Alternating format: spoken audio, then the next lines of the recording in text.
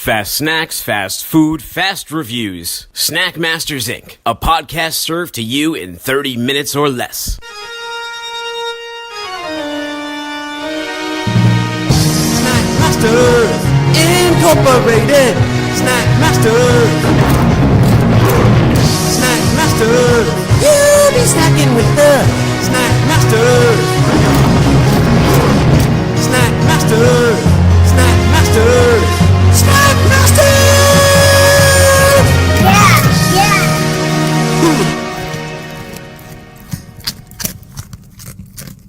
Hello and thank you for joining us on Snack Masters. I am your host, Tim Dooner, here with the pride of Idaho, MSG.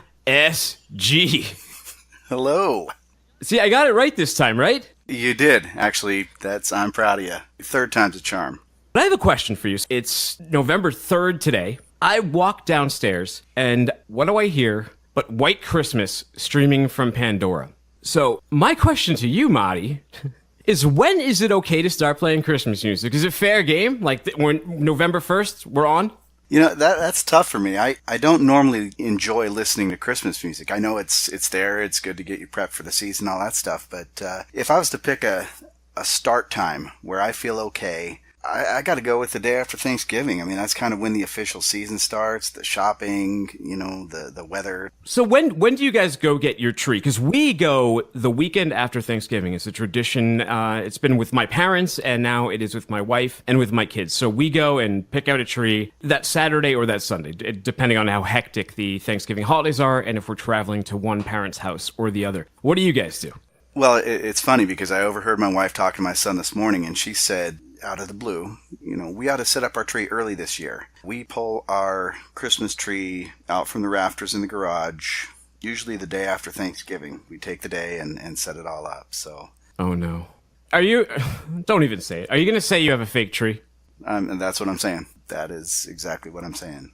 Marty. First it was the Oreos that you put back, then it was not putting out candy on Halloween, and now it's a fake Christmas tree. What other secrets should you be forthright about? Or is every episode something new going to come out that's going to crush my spirit? Yes, we do have a fake tree. We've had it for about 10 years. I've restrung lights on it as they burned out because it came with lights. So, yeah, I do. I assemble a Christmas tree every year. Even though all around there's opportunity to go get one. I could cut one for free. I don't do that. Is there an environmental reason behind this, or are you just lazy? I don't know. Like, what is it? You like putting trees together? You a puzzle guy? What was your logic? Like, when you committed to being a fake tree man, how did that happen? I think my wife, she just saw a tree that really looked good to her and decided, we don't want to go through the ups and downs of ugly tree, good tree. We don't want to go out and buy one or haul it every year. So I just went with it. I had no dog in the fight. I'm down the middle with it. She chose the tree. And to tell you the truth, it's looking a little bit haggard lately. The last couple of years, I've seen some decline. We've talked about maybe going and purchasing another one, but I think we're just a fake tree family. Do they become obsolete? Is it like an iPhone after a few years, you got to go and replace it for the fake tree X and wait in line? Or you want to impress your other fake tree friends? Is there a community behind all of this? No, there's no automatic update for the fake tree. We're one of the only people I know around here that use the fake tree. I don't talk about it a lot with people just to, avoid the shame. Well, very brave of you to bring it up on this podcast then and reveal to the world that you're a fake tree man. I'm out in the open now. What do I say? One last question on this, and I won't keep trolling you and harping on this with you, but what is the typical lifespan of a fake tree? Is it 10 years, you're saying? Where do you get a fake tree? Sears? Costco. We bought one at Costco. Costco, okay. Is it next to the coffins? No, it's in the seasonal display. Well, Marty, I ask you that because you're dead to me. Wow. I deserve that. I deserve that. Marty, what are you snacking on? The chicken in a biscuit. Now tell me why. So I just remember as a kid eating these all the time, and they were like a treat to me. We didn't get them very often, but it was kind of a forgotten part of my past. Stumbled on them a couple years ago. My son was just in love with them. So since then, it's kind of just a shared snack that we get every once in a while. I love them. Man, it's funny because I said I was eating some at work one day, and somebody actually called me out on it and said, "What are you, 5 years old?"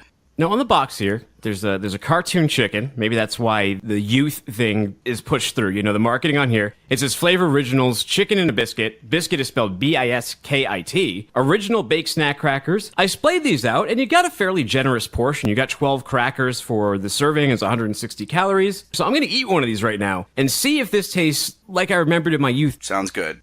Even though it'd been a few years since I had one of these, the flavor's still there. It almost reminds me of like a powdered chicken broth that they've sprayed on top of these, and it's salty. There's a good crunch to the cracker.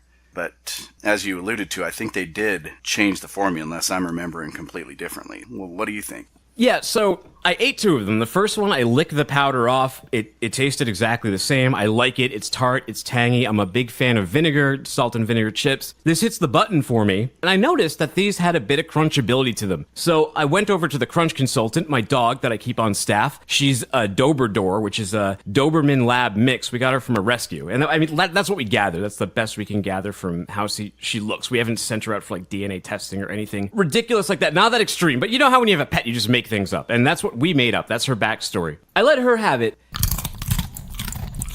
She was a little trepidatious on eating that because I think the salt and maybe this chicken powder on here, I don't know if it's bouillon or whatever the heck it is. Because she was trepidatious, she didn't give it a real crunch. So real quick, I'm just going to bite one of these into the microphone so our listeners can hear that these do have some crunch factor to them. There's some crunchability here. Let me do it. Yeah, I mean, that's solid, right? That's pretty solid. Yeah, definitely hear it, yeah. These are made by Nabisco again. Are they the Mondelez? Yeah, they're the Mondelez company, so they make the Oreos too. Do you think that they'll make a chicken in a biscuit Oreo? Interesting. I never thought of it, but with the way they've been going, I don't see why they couldn't. These have been out of my life for far too long. I don't know why. Maybe there's a stigma attached to them, like you said. Maybe you don't want to be seen in public carrying a box of these. It's just there's some shame involved in chicken in a biscuit. It's the kind of thing that you want to eat behind closed doors with the curtains down. But I'm going to be out in the open about it because these are good, man. And you don't need a topping for them. You don't need a dip. You don't need some cheese. So it's economical. I think this was like $3.69 for the box. You know, in these times, these economic times, man. Jesus Christ, dude, as a cracker, I mean, they're a bit salty. So I wouldn't have them all the time. But I think they're an 8. I really do. And an 8 to me is a repeat buy. Okay, so I'm going to go with a 10 on these. They are a staple in my house, something that if we don't have, my son will mention it. If we go too long without them, I'll miss them. I really can't pass up the cracker aisle without grabbing a box of these or at least thinking about if I have some at home. I got to go with a 10. These are the standard for me. Top of the line. We got some great feedback. That was actually my sister. She said that, I like that you're doing the healthy snacks, but you should tie it into the snack you're reviewing. There isn't a healthy chicken Nabiscuit, so I tried to find the next best alternative. It's also this cracker by Nabisco called Good Thins, the Beet one. And the flavor was balsamic vinegar and sea salt. So in my mind, that seems close enough to chicken in a biscuit, but I gave it a shot. The difference now, just looking at these labels to see healthy versus unhealthy, is, well, here you don't have any artificial colors, no artificial flavors, no cholesterol, no partially hydrogenated oils, no high fructose corn syrup. You get a lot of pieces, too. You get 23 pieces, and we'll have the picture up on Instagram where we put out the serving sizes, and you can see the difference. With the chicken Nabiscuits, you got 12 crackers. To be fair, those crackers are a bit hardier than these ones, but you get 23 of these, so there's some snackability here. 160 calories on these chicken Nabiscuits, 130 calories on the Good Thins. Half the fat, 4 grams of fat in the Good Thins. So let's see how they taste, though, because none of that matters if this isn't good, right? That would actually be a good diet, a disgusting cracker. Let's see if these make the cut, or if they just taste like diet food. There's some crunch factor there. You heard that, right? There was a little bit of crunchability going on. I hear it. Oh, no. This is taking a turn for the worse, though. When you first crunch them, it feels good, but then it starts turning into this really dry...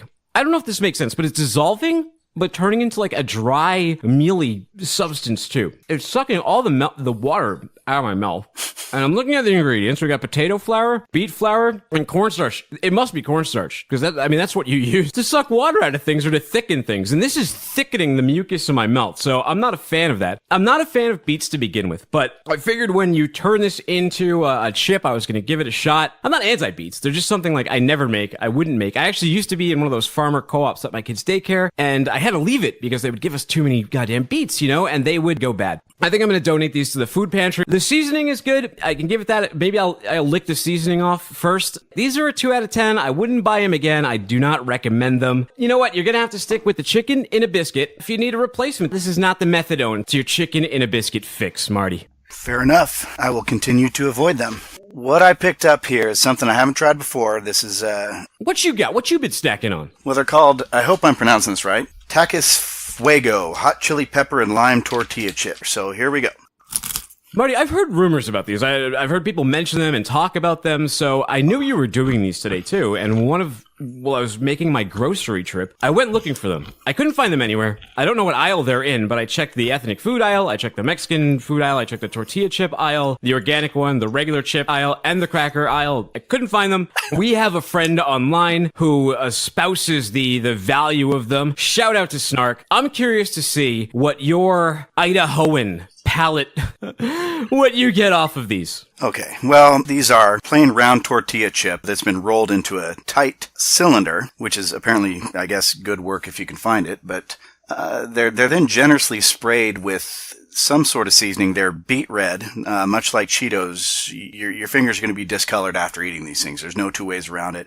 What aisle did you find these in? I actually found them in the Mexican food aisle at Walmart. Okay, so it says they're extreme pepper scale. There's a little pepper scale at the bottom that goes up to 4 bars here, and these are apparently the hottest ones they have to offer. So just like the other ones, there's an immediate, they're very crunchy, but there's immediate, really strong lime flavor. I was unaware up until now that was a staple in the Mexican diet, but really, really strong. The heat kind of hits you at the end, but not real strong. That being said, they're not a bad snack. I don't hate them. I'd try them again. But they didn't really live up to the hype for you. What is it similar to? It'd be like a Frito-Lay or just a, standard tortilla chip. The round ones, I think they're probably the same exact thing as that as far as the chip goes. They're actually almost like a straw. You can see through either end. You could slurp up some Corona with it because of the straw shape. Would you sip salsa through it? With a tortilla chip, you can think of a number of things, but I guess we've all been normalized to tortilla chips. What would you do with a Taki? Or do you just not know yet because they're so new to you? You're kind of confused. I would almost think you could dip them in some sort of queso, the cheese dip, something like that. And on the heat scale, you said there was a pepper warning on there. Just to put some context to it, are you a heat guy? Or are you, typical white boy from Idaho who, you have potato taste? And I don't say that as an insult, but, potatoes are pretty bland, right? What do? You put some... I love potatoes. Don't get me wrong. Don't get me wrong at all, dude. I love potatoes. But I imagine that there's not a lot of Mexican restaurants in Idaho. So I'm curious to hear the heat that you can take. Well, again, there are quite a few, Mexican restaurants. Where? They're all over, man. I think people have this notion about Idaho. I'm not sure where it stems from, but yeah, we have plenty of Mexican eateries here. So that being said, I'm not historically a heat guy, but lately, for whatever reason, I found I can handle some. I usually now gravitate towards the hottest salsa that a place has to offer. And maybe if you eat a bunch, I don't know. I've only had, half a chip here. I'm fine. I'm not running for milk. I'm not trying to eat bread to get it out of my mouth. I expected hotter. Let's say that, with a warning on the front that they were extreme. I wouldn't categorize them as extreme by any stretch. Have you seen the Ghost Pepper Chip Challenge? It's basically you get one chip and it's individually packaged. If you handle it, if you're wearing contact lenses, for example, and I wear contact lenses and I've made this mistake, not with this particular chip, but with making salsa myself and cutting up peppers. And then hours later, you think you've washed your hands and everything. And that capsin, is that what it is? Whatever it is that gets on your finger, it's still there. And it's like you maced yourself. I was watching a news show. I think it was the news in Denver, and they all ate it. One of the girls who ate it, she started throwing up on set. So I think that we definitely have to review that one at some point to see, and maybe even set up cameras on each other to see if one of us throws up. I'm super excited about it, and it'll really test the heat that we can take. The snack I did next, Signature Kitchen's fruit-flavored snacks, Transformers. I don't know how familiar you are with Transformers, but these aren't the Generation 1 Transformers. Generation 1 is the one from the 80s that a lot of people are familiar with. An older gentleman like yourself might remember them. Optimus Prime, Megatron when he turned into a gun. The Transformers have changed a lot, but these aren't the Michael Bay ones either. I don't know they're very stylized looking Transformers though. I don't know where the hell they came from. They're not the ones I know, but they're not even the ones my son knows, because I showed my son the Transformers the movie, the one that came out in 1986, and he thinks that the greatest scene in cinematic history is Do you know the song The Touch by Stan Bush? I don't. You got the touch. You got the power. And there's a scene where Optimus Prime comes down to save the Autobot City base. He comes down to fight Megatron. They get into a fight to the death, and that song is blasting. He thinks it's the greatest thing in cinematic history, and he's just sold on these old Transformers. Naturally, he gravitated towards this snack. We got them. They're fine, like 90 calories a packet, 12 grams of sugar. I don't know. You don't get like a ton of them. They're little. You'd have to look at the picture, but they're the same thing as basically every fruit snack you had, except going back to my childhood, these taste specifically like Thunderjet fruit snacks. And Thunderjet fruit snacks weren't unique in any way other than the fact that there was a stealth bomber shaped fruit snack within there. They all tasted the same, but the stealth bomber was rare. It wasn't in every packet. So at the lunch table, if you got a stealth bomber, you could trade it for other things. So there's some currency involved, and I have fond memories of it. And these taste exactly like it. I gave him to Snack Master Jr. too. Actually, I'm going to tail end his review on here, but I'm just going to see if they taste any different. I just ate a red one and a yellow one. Like mildly. It's really subtle. I think if my eyes were closed, I wouldn't be able to tell the difference, but I think because I'm seeing the colors, it's really forcing and impressing upon me. I haven't eaten a ton of fruit snacks. Do you eat fruit snacks? Does your kid eat fruit snacks? They're always present in our household. Does he have like a favorite? Or is one, or do you have a favorite? I don't. I think he gravitates towards whatever trendy thing is marketed on the front of the box. I don't think by flavor-wise he has a favorite. Yeah, they really sell these things in two ways. And I'm going to do another fruit snack tomorrow, which is the healthy one. It's an organic one. So when they do that one, they're clearly marketing to the parents. They put like the organic on there, no high fructose corn syrup in huge letters. The ones that are marketed to kids, it's gigantic Transformers, it's Scooby-Doo, Dora the Explorer. I think there's Hello Kitty on there. Those are the ones the kids are buying. I mean, these are fine. They're perfectly fine as fruit snacks. They taste exactly like how fruit snacks are supposed to taste. I don't know how you rate that. Versus all snacks, I wouldn't eat these like if there were other things in the cupboard, but if you hand them to me or my blood sugar was low, yeah, I'd be down with these. So as a snack, a 6. As a fruit snack, I can't imagine many fruit snacks being much better. So I'm going to say as a fruit snack, it's probably an 8. I might amend that when I do the organic ones. But for now, I'm going to say, as far as fruit snacks go, yeah, Transformers, they're more than meets the eye. So for my healthy snack this episode, I went with Robert Irvine's Fit Crunch birthday cake flavored whey protein baked bar. And it's really big on the baked part. It's mentioned several times on the back. I'm assuming that means healthier. We used to watch the show with Robert Irvine where he'd make up these... Hold on a second. Do they usually fry protein bars? It seems like a weird sentiment, right? I don't know, but what makes this one different? But boy, he's really selling the baked thing. What are the macros on there? Because this is a protein bar. So how much protein are they giving you? How much sugar's in there? And how many calories? So, okay, this is legitimate. It's got 16 grams of fat, 320 on the sodium, 27 carbohydrates with 6 sugars. They use the sugar alcohol, and 30 grams of protein. So that's a healthy hit on the kidneys unless you're drinking a lot of water. So it stacks up. It's rather large.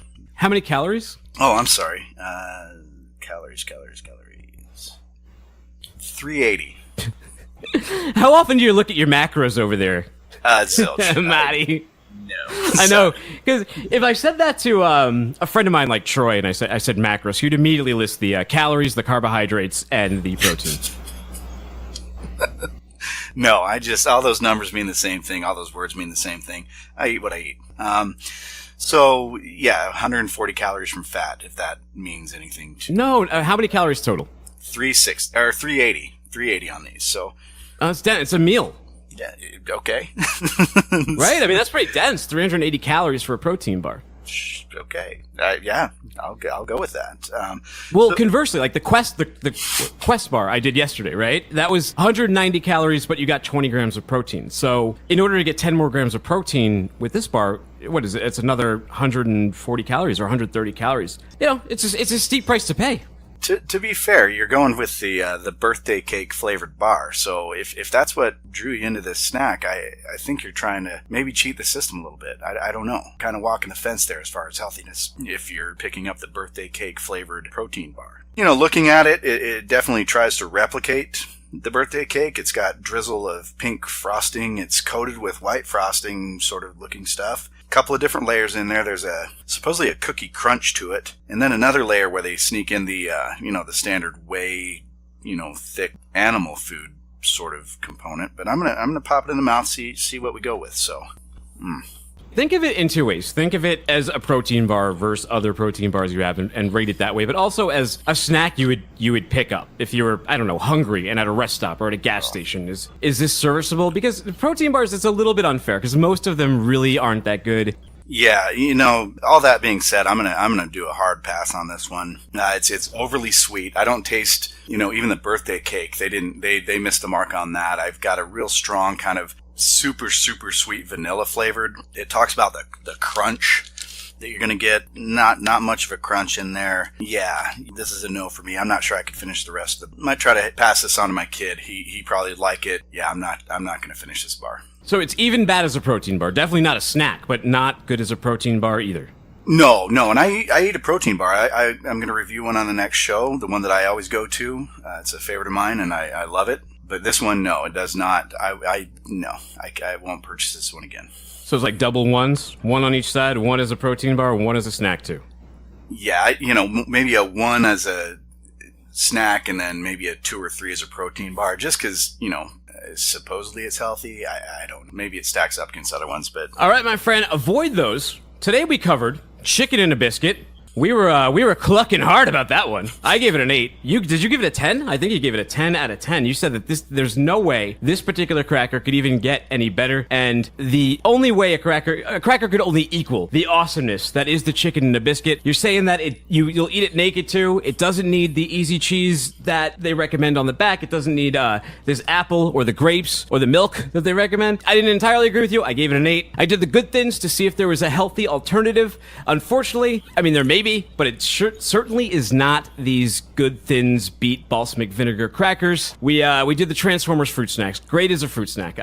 As solid as you can get. You're not going to go wrong with the Transformers. To summarize, you had those Takis, Mexican treat. You tried them out. You haven't acclimated to them yet, but you said 6 out of 10. You would try them again. And what was it? Robert Mondavi? No, that's a wine. Who made your protein bar? Robert Irvine. Robert Irvine. He made your protein bar, and he made it like crap. So don't get that one either. You said it's a failure at life. It's a failure as a protein bar. It's a failure as a snack. It doesn't belong on this show. We're done with his products. Well, I don't know about that. But we're done with that birthday cake bar. It's not needed. You got any parting thoughts today? We had a little bit of technical difficulties on the back end, so this is going to get mixed up, but if things sound a little weird, everybody, there's a curse number. So hopefully it came out okay and we got out the other end fine. Marty, what do you got to say? Just keep snacking. I think it's time to get the cluck out of here. We're going to let our little homie, Snackmaster Jr., take you out with his review of Transformers fruit-flavored snacks. We'll try better next time, Maddie. What do you think of those Transformer snacks? Right. Which one's your favorite? What color? I think they taste all the same. Oh, they all taste the same? Mm-hmm. Well, which one's your favorite? What's your favorite shape? Bumblebee. Bumblebee is the best shape? Mm-hmm. Any other thoughts on them? Mm-hmm. What? They're delicious? Mm-hmm.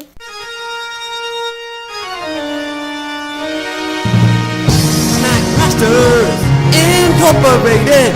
Snack Masters.